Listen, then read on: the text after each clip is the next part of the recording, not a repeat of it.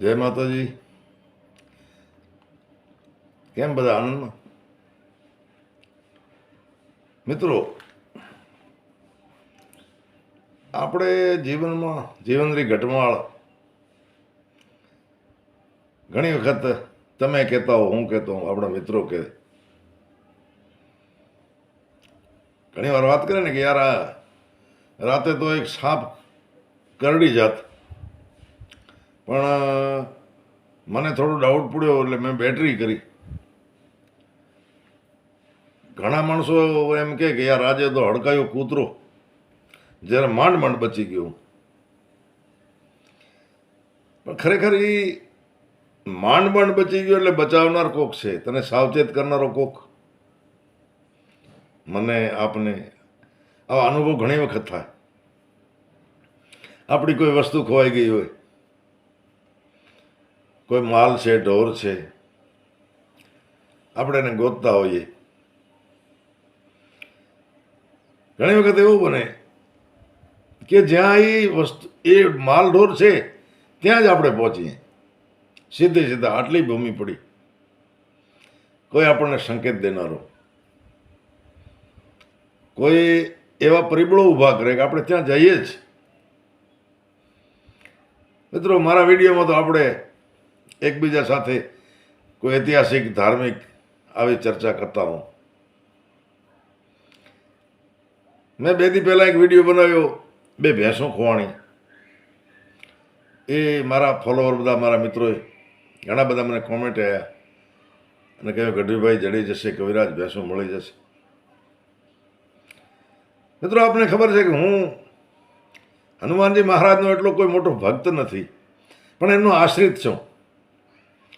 આશરો મોટો હનુમાનજી મહારાજનો. મિત્રો, ભેંસો ખોવાણી આજ નહીં તો 2 ભેંસોની 3-4 લાખ રૂપિયા કિંમત ગણાય. ઝીણા માણસ માટે બહુ મોટી માર, જો કદાચ ભેંસો ન મળે તો. એટલે ભેંસો આમ તો ખોવાઈ ગયા ને 12 દિવસ થયા, પણ એને મહેનત કરીને ગોતવા માંડ્યો છે સીમાડામાં, એ 3 દિવસ મેં ગોતી. 3 દિવસ એટલે રવિવાર, સોમવાર ને મંગળવાર,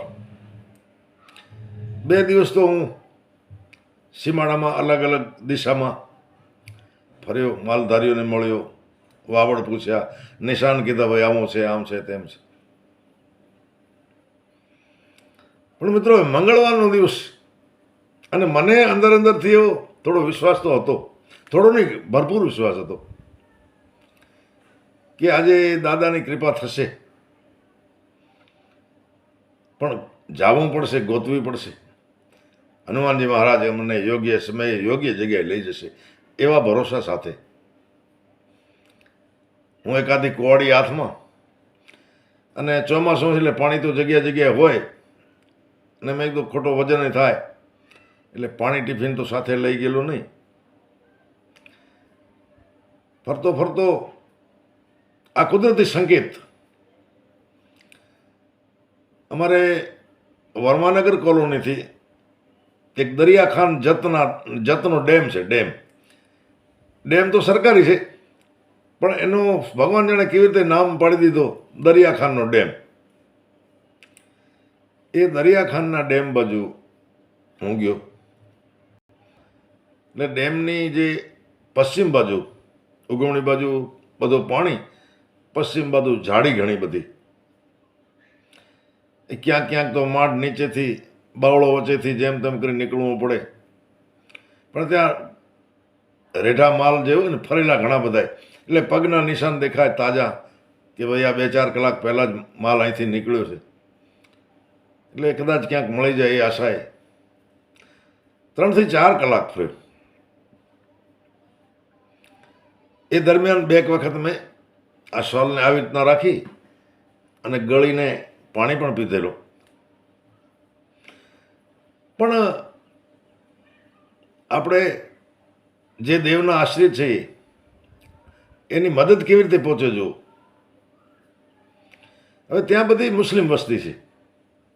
કોઈ ખેતરોમાં આજુબાજુ કોઈ માણસ મળે ને તો મુસ્લિમ જ હોય, કારણ કે એમના ગામ છે.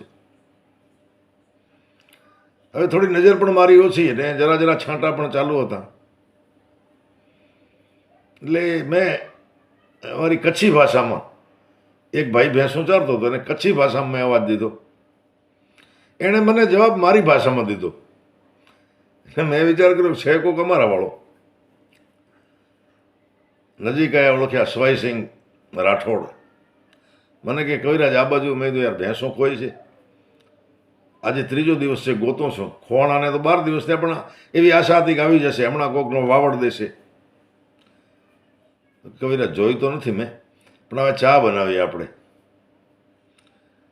એટલે થોડી ઘણી પલળેલી ઈંધણીઓને આવી બધી ભેગા કર્યા. નાની એવી પેટ્રોલની શીશી હતી એના, કારણ કે માલધારી માણસ ને રબર ને પેટ્રોલની શીશીને આવું બધું રાખે. ચા પીવડાવી.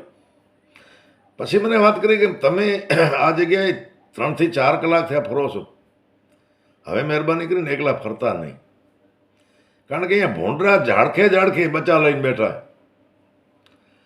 અમે માલધારી છતાંય એકલા નથી વહેતા. સાથે માલ હોય, થોડી હિંમત તો હોય જ, પણ છતાંય કોઈ કામકાજ હોય, કોઈ પાડરું ખોવાનું હોય, કોઈ ભેંસ ખોવાની હોય તો 2 જણા નીકળીએ. મેં કીધું ભાઈ હવે દાદાને ભરોસે નીકળી પડ્યું. પણ મને કે હવે જતા નહીં અંદર, ભેંસ અંદર નથી, કારણ કે અંદર આવી જાડી છે, એમાં હવા ના આવે એટલે ભેંસો એટલી વાર રોકાય નહીં, ક્યાંક મારી જશે. ખેર ચા પાણી પીને નીકળ્યા. હવે એમાં થોડા છાંટા વધતા ગયા. અને મને જો કે દરેકને ક્યારેક ક્યારેક થતો હોય, એને આપણે દિશાભ્રમ કહીએ, અને અમારી ભાષામાં એને માથો ફરી ગયો કહેવાય. હવે દિશાભ્રમ થઈ ગયો. 11:30 12નો ટાઈમ થવા આવ્યો. વિચાર કર્યો કે હવે ઘરે જતો રહું. એટલે મને એમ કે મુંધવા ગામ જાઉં છું, અને મુંધવાથી પછી અમારે શેરનો રોડ પડે, એ રોડ પર જઈશ એટલે ઘરે જવા માટે કોઈક વાહન મળી જાય. પણ ખરેખર હું એ ગામની વિપરીત દિશામાં જાઉં રહ્યો. એમાં વરસાદ થોડો વધ્યો. 1-2 ખેતરો આગળ ગયો તો ત્યાં એક મુસલમાન બેઠેલો, જત, અડધી સફેદ દાઢી, મેણીઓ માથે ઓઢી બેઠેલો. એણે મને કચ્છી ભાષામાં પૂછ્યું ક્યાં જાય છે? મેં કીધું મુંધવા ગામે જાઉં. મને કે મુંધવા આ બાજુ નથી, તું જે જાય છે વિપરીત દિશામાં જાય છે. એટલે એણે મને કીધું હવે કામ કર, હવે તું મુંધવા જવાનું મૂકી દે અને વર્માનગરનો હું તને રસ્તો બતાવું. એટલે બિચારો ખેતરોમાં કાદવમાં મારી સાથે ને સાથે આવ્યો. ખેતરોમાંથી વાડ તોડીને મને રસ્તો કરી દીધો અને કીધું કે હવે આ જે રસ્તો છે ચીલો એને મૂકતો નહીં. તને ભલે લાગે કે હવે વર્માનગર આમ હશે તેમ હશે, પણ આ રસ્તો મૂકજે નહીં, એટલે તું સીધો વર્માનગર કોલોની પહોંચીશ. હવે મિત્રો એ રસ્તે હાલો જાઉં. વરસાદના છાંટાએ બંધ થયા. હવે હું ફોન કરીને ઘરે વાત કરી દીધી કે ભેંસો મળી નથી ને આવું છું. પણ દાદાની કૃપા જો, આ બધું દાદાએ જ કરાયો છે ભાઈ. આ દિશાભ્રમ થયો એ દાદાની કૃપાથી થયો છે. દાદાને એમ કે દિશાભ્રમ નહીં થાય તો આ યોગ્ય રસ્તે નહીં જાય. એકલો હાલ્યો જતો હતો. 1:45નો સમય થયો અને ચારે બાજુ બાવળોની ઝાડી. હવે ભેંસો જે છે એક પાણીનો ખાડો ભરેલો, પણ એની ભેંસો વચ્ચે મારા વચ્ચે ઘણા બાવળ, ગીચ બાવળ. એ ખાડામાં બેઠેલી. બેઠા બીજું શરીર તો પાણીમાં ડૂબેલું હોય, પણ માથું એનું બારે હોય ભેંસનું. એમાં એને મછરિયા કેળે ને, એટલે એને બેઠી આમ ઝાપટ મારી પાણીને, અને પાણીની છાલક ઉડવાનો અવાજ આવ્યો. મને થયું કે અહીંયા કંઈક માલ હોવો જોઈએ. અંદર ગયો, નજર કરી તો મિત્રો ભેંસો 2 બેઠેલી. અને મેં એ દિવસે મંગળવાર, હનુમાનજી મહારાજનો દિવસ, એટલે ત્યાંથી દાદાને દંડવત પ્રણામ કર્યા અને કહ્યું દાદા તમારી લીલા પણ અપરંપાર છે.